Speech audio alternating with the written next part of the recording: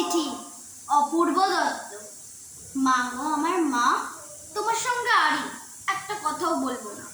গেল বছর পুজোর সময় সেই যে আমায় ফেলে দিদার কাছে যাচ্ছি বলে কোথায় গেলে চলে। তখন থেকে তোমার জন্য বসে আছি মা।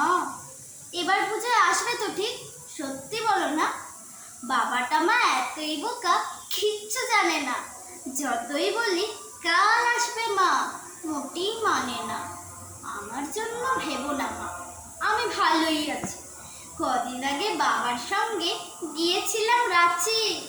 বিল্টু মামা চুমকি মাসি খেলনা দিত কত, আমি কি আর যত্ন করে রাখতে পারি অত? ফেরার সময় ঝুমঝুমিটা ভেঙেই গেল পড়ে। সত্যি বলছি, আমি না মা ভাঙিনি ইচ্ছে করে। ওই দেখো মা, একটা কথা বলতে গেছি ভুলে, ময়নাটা না পালিয়ে গেছে পরশু খাঁচা খুলে। আর আমাদের দক্ষিণ দিকের কলাবতী গাছে আজ দেখেছি দুটো হলুদ ফুলও ফুটে আছে। পরে আবার লিখবো, মা যাই, অঙ্ক কষা বাকি, না হলে যে তুমি বলবে পড়াতে দেশ ফাঁকি। আসার সময় এনো একটা নতুন ঝুমঝুমি, তুমি আমার প্রণাম নিও, ইতি তোমার ভূমি।